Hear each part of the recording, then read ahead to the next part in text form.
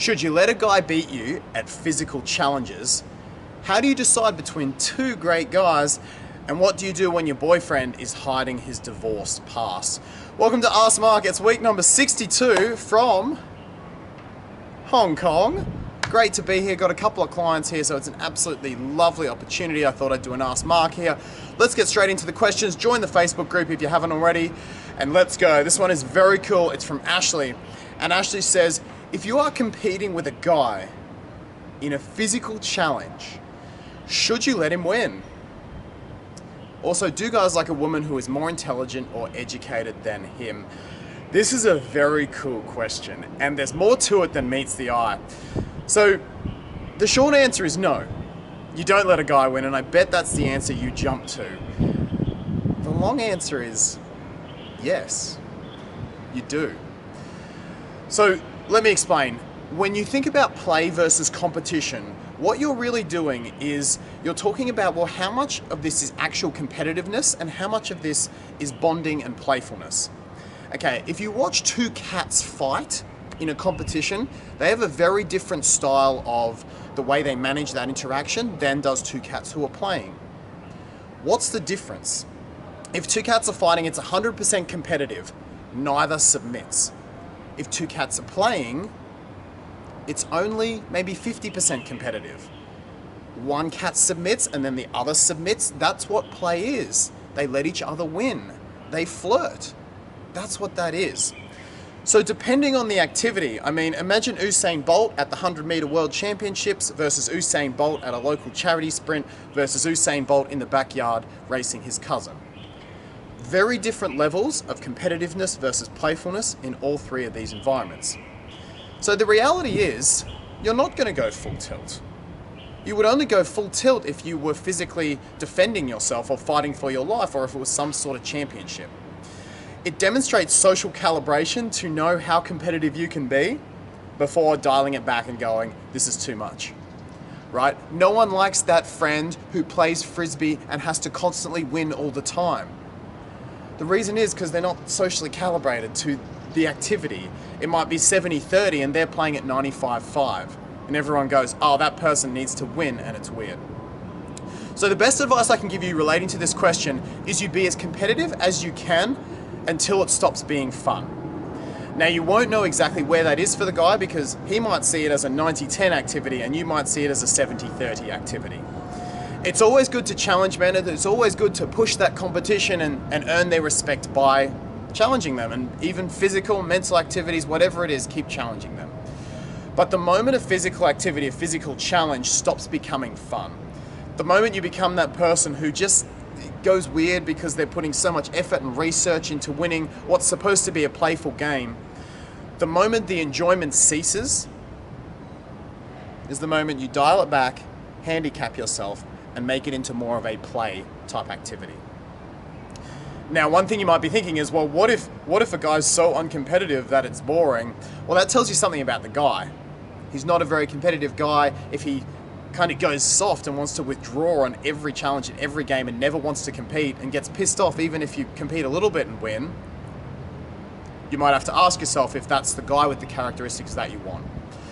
But overall, you've got to decide when to dial it back by reading the social situation, reading the enjoyment of the others and the guy in the situation, and going, okay, I've been competitive for long enough, I've been winning for long enough, now I want this to be more about play.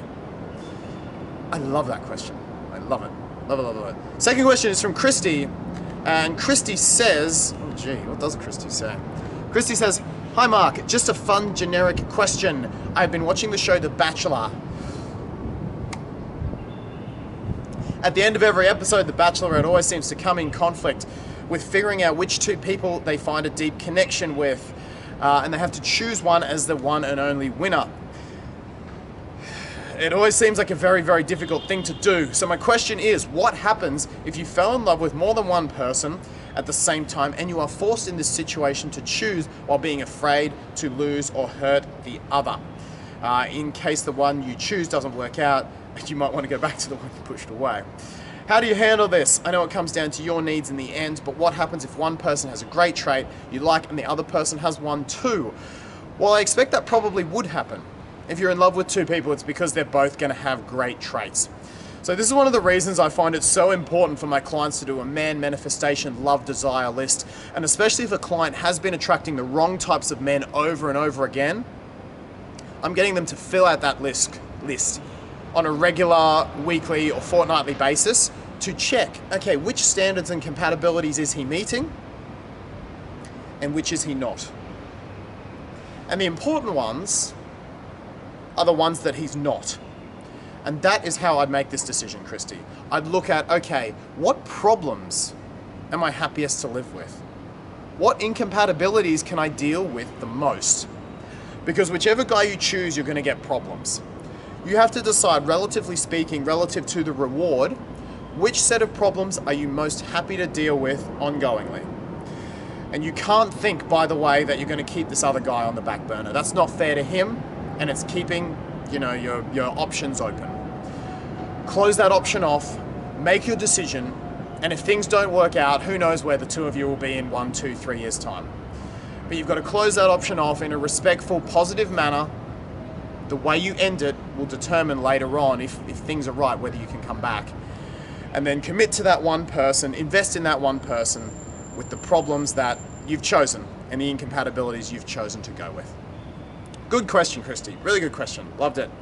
Final question is from Mia, who says, "Hi Mark, I have a boyfriend for this 1 year and I know from his friends that he was married and divorced a long time ago. Yes, that is his past. But what I feel is, why is he not telling me, and why should I know from other people? Is it normal if I feel angry with him, and what should I do? Because when I talk about it, he thinks I don't accept him and his past.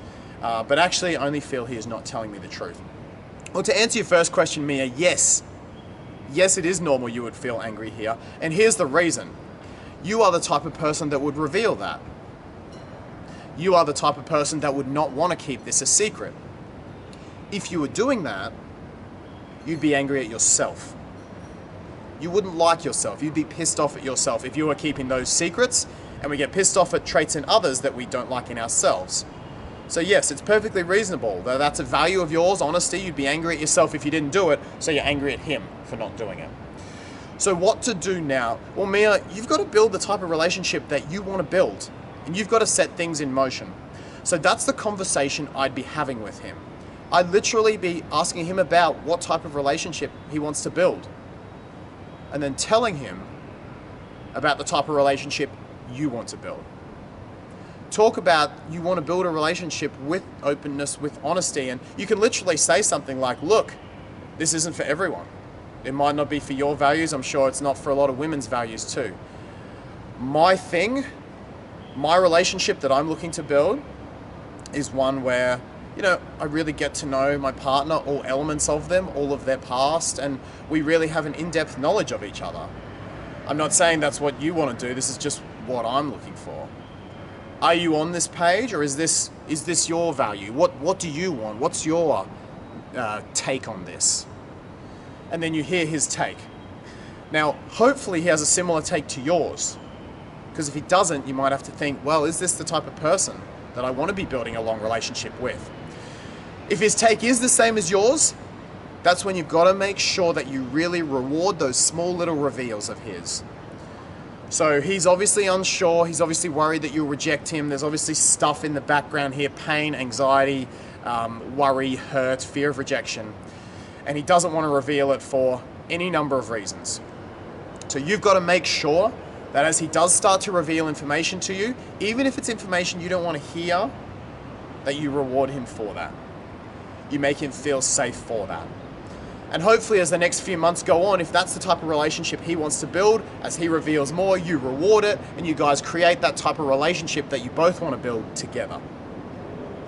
As I say, if that's not his vision for a relationship, if that's not what he wants to build, then you guys have got to figure out, well, if we want different visions, why are we together?